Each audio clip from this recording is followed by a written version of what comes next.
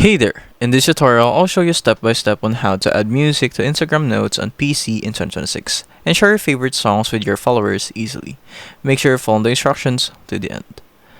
To add music to Instagram Notes or Stories in PC, you can simply go to your web extensions and find these extensions right here. After finding this extension, you can now go to your Instagram again and hit the extension button. Click on the downloaded extension.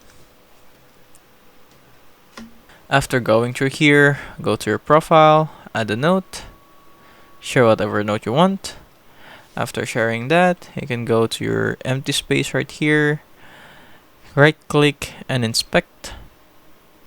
After inspecting it, you can now use any mobile device that you want. For example, let's use an iPhone 14 Pro Max. We are doing this because the notes is specifically available only on the Instagram mobile app.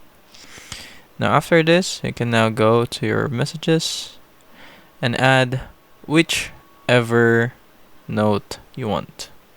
And that's it. If it helps, leave a like and subscribe for more tutorials like this.